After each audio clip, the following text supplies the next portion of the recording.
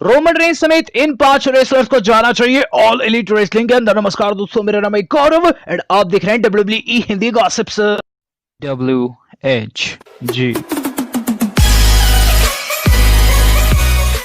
बस आज की वीडियो बाकी की वीडियो से थोड़ी सी अलग होने वाली है। इसके अंदर हम बात करेंगे डब्ल्यूडब्ल्यूई के उन 6 सुपरस्टार्स की जिन्हें मेरे अनुसार AEW का रुख कर लेना चाहिए, जो कि ऑल एलीट रेसलिंग में जाकर एक बड़ा मुकाम हासिल कर सकते हैं। तो वर्ल्ड रेसलिंग एंटरटेनमेंट विश्व की इकलौती ऐसी कंपनी जो कि शीर्ष पर होने के साथ साथ अपने रेसलर्स को बड़ी पगार पे करती है, अब दोस्तों शायद उतनी पगार पे नहीं कर पा रही, जिसका रीजन है दोस्तों कोरोना वायरस। ऐसे में दोस्तों बात करेंगे उन 6 रेसलर्स की जो कि AEW का रुख कर सकते हैं। तो चलते हैं और वीडियो की शुरुआत करते हैं। इस लिस्ट में दोस्तों नंबर 6 पर आते हैं रे मिस्टेरियो। तो रे मिस्टेरियो के बारे में बोलूं तो हाल ही में दोस्तों उनका कॉन्ट्रैक्ट ब्रीच होने जा रहा है और दोस्तों वो अभी WWE से इसीलिए गायब है क्योंकि वो अपने बेटे यानी कि डोमिनिक को शिक्षा प्रदान कर रहे हैं। हालांकि स्टोरी लाइन वाइज बात की जाए तो उनके आंख में चोट आ रखी है। बात की जाए मिस्टेरियो की तो मिस्टेरियो दोस्तों ऑल एलीट रेसलिंग में जाकर एक बड़ा मुकाम इस तरीके से हासिल कर सकते हैं क्योंकि वहां कई हाई फ्लैट्स है। आप जानते हैं रे मिस्टीरियो एक ऐसा हाई फ्लैट्स है जिन्हें सबसे ऊपर रखा जाता है जब भी दोस्तों बात लगती है, लेकिन AEW के अंदर भी उन्हें बेहतरीन कंपटीशन देने वाले रेसलर्स है, जैसे कि फिनिक्स वहां है, वहां पेंटागन है, इसके समेत दोस्तों कई अमेरिकन रेसलर्स भी है जो कि काफी बढ़िया हाई फ्लायर है।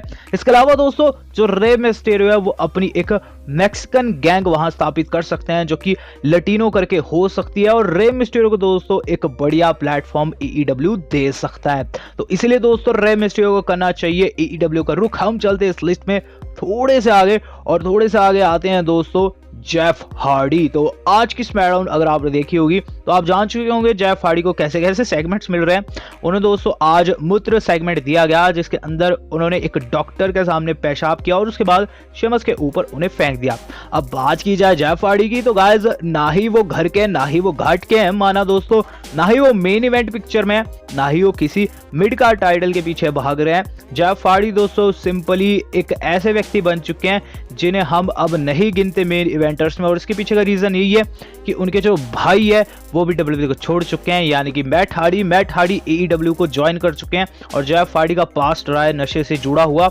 और जैसी दोस्तों WWE की बुकिंग है, जिस तरीके से उन्हें एम्बैरेस किया जा रहा है उनकी रियल लाइफ स्टोरी लाइन को यूज करते हुए, यहाँ दोस्तों जेफ हार्डी को WWE को टाटा बाय बाय कह देनी चाहिए और जाना चाहिए AEW के अंदर। और इसके पीछे का रीजन दोस्तों ये भी है कि अगर वो वहां जाते हैं तो गाइस जो हार्डी बॉयज और टीम हो जाएगी कंप्लीट और काफी ज्यादा मजा आएगा। लेकिन अब हम चलते हैं इस लिस्ट के नंबर 4 के ऊपर और नंबर 4 पर जो रेसलर आते हैं दोस्तों वो है सेथ फ्रिकिंग रॉलिंस। तो आप जानते हैं दोस्तों सेथ रॉलिंस कितने बढ़िया रेसलर है, लेकिन सिंस जब से रेसलमेनिया इस साल की खत्म हुई है, जैसी रिपोर्ट सामने निकल कर आ रही है वो काफी दुखदाई है। बताया जा रहा है कि जो अब विंस मैकमैन उनका दिल आ चुका है ड्रू मैकिंटायर के ऊपर और ड्रू मैकिंटायर को मंडे नाइट रॉ का फेस बनाना चाहते हैं और ऐसा ही कुछ हमें दिख भी रहा है।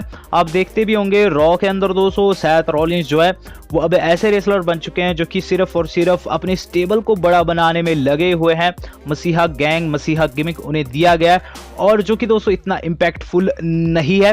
मेरे हिसाब से दोस्तों सेथ रॉलिंस को AEW के अंदर जाना चाहिए और अपने गुड ओल्ड ब्रदर यानी कि डीन की सहायता करनी चाहिए। जॉन मॉक्सली के साथ वो काफी बेहतरीन वहां कर सकते हैं और एक तरीके से दोस्तों हमें वहां राइवलरी भी देते हुए नजर आ सकते हैं मॉक्सली यानी कि अपने भाई के खिलाफ, क्योंकि आप जानते हैं कि दोनों ही रेसलर्स WWE के अंदर भी एक राइवलरी का पार्ट थे, लेकिन AEW के अंदर ऐसा हो जाता है तो गाइस वो नेक्स्ट लेवल पर ले जाएगा ऑल एलीट रेसलिंग को, क्योंकि आप जानते हैं AEW वाले खून खराबे से नहीं डरते और पास्ट में भी हमने ऐसे मैचेस देखे हैं।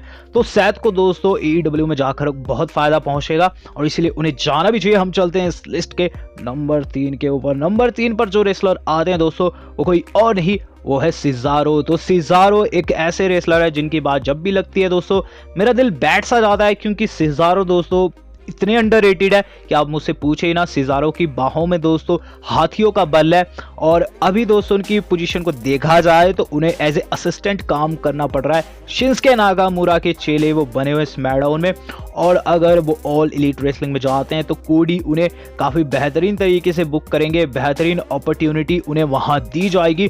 सिजारो दोस्तों वर्ल्ड टाइटल पिक्चर में आसानी से दिख पाएंगे और काफी बेहतरीन कर पाएंगे। जैसी रिपोर्ट्स थी बताया जा रहा था कि विंस मैकमैन सेजारो को पसंद नहीं करते और इसलिए उन्हें कभी भी उन्होंने टाइटल पिक्चर या फिर कह लीजिए मेन इवेंट पिक्चर में नहीं डाला। अब सेजारो के लिए दोस्तों डब्ल्यूडब्ल्यूई के अंदर कुछ भी नहीं रह गया, बाकी उन्हें जाना चाहिए। इसीलिए ऑल एलीट रेसलिंग के अंदर हम चलते हैं नंबर 2 के ऊपर। नंबर 2 पर जो रेसलर आते हैं वो कोई और नहीं, वो है बॉबी लैशली। अब आप बोलेंगे कि बॉबी लैशली को तो डब्ल्यूडब्ल्यूई काफी बेहतरीन बुक करी है और ये चीज भी कहेंगे कि बैकलैश में तो वो फेस करने वाला है ड्रू मैकिंटायर को, तो आखिर क्यों उन्हें जाना चाहिए एईडब्ल्यू के अंदर।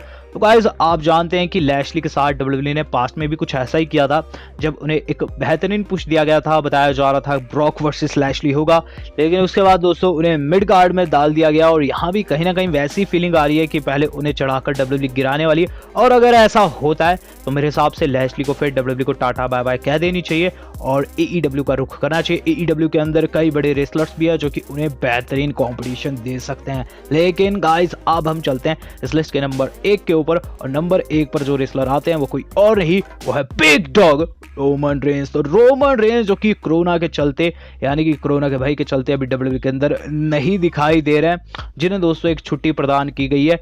उनके बारे में कहूँ तो गाइस रोमन रेंस के ऊपर ऐसी ऐसी अपडेट्स पार्ट्स में निकली थी कि अब उन्हें विंस मैकमैन पुश नहीं देने वाले, क्योंकि उन्होंने एन वक्त पर डब्ल्यूडब्ल्यूई का साथ छोड़ा। इसके अलावा दोस्तों जो रोमन रेंस है वो भी कई इंटरव्यूज में ये चीज बोल चुके हैं कि अब उनका डब्ल्यूडब्ल्यूई चैंप बनने का कोई भी इरादा नहीं है, यूनिवर्सल चैंपियनशिप के पीछे भागने का कोई भी इरादा नहीं है।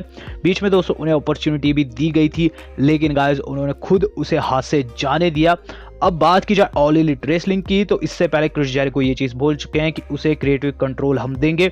वो अगर हील बनना चाहता है, जो कि डब्ल्यूडब्ल्यूई के अंदर नहीं बन पा रहा, वो हमारी कंपनी में बन सकता है। रोमन रेंस की बात करूं, उनका रियल कैरेक्टर दोस्तों हील ही है। अगर आप एनएक्सटी के उनके मैच उठाकर देखेंगे तो हील काफी अच्छा निभाते हैं। इसके अलावा दोस्तों अगर सेथ और रोमन रेंस एईडब्ल्यू को साथ में ज्वाइन कर लेते हैं तो शील्ड कंप्लीट हो जाएगी ऑल एलीट रेसलिंग में, और एक तरीके से हमें ड्रीम मैच भी देखने को मिल पाएगा द शील्ड बनाम इनर सर्कल के। आप जानते हैं इनर सर्कल ने ऐसी तैसी कर रखी है ऑल एलीट रेसलिंग के रेसलर्स की, किसी को वो छोड़ नहीं रहे, हर किसी को पीट रहे हैं। और गाइस इस तरीके से हमें इनकी तिगाड़ी कंप्लीट होते हुए नजर आ सकती है। होप करते हैं फ्यूचर में कुछ ऐसा ही देखने को मिले। अगर डीन डब्ल्यूडब्ल्यूई के अंदर नहीं आते हैं तो ये दोनों एईडब्ल्यू के अंदर चले जाए, क्योंकि हम लोग भी काफी ज्यादा मिस कर रहे हैं शील्ड को। क्या आप भी मिस कर रहे हैं? कमेंट करके मुझे जरूर बताएगा। वीडियो पसंद है वीडियो को लाइक एंड शेयर जरूर कीजिएगा। साथ ही साथ आप बाकी के किन रेसलर्स को ऑल एलीट रेसलिंग का पार्ट होते हुए देखना चाहेंगे वो भी आप बता सकते हैं। आज तक के लिए इतना ही, धन्यवाद, शब्बा खैर।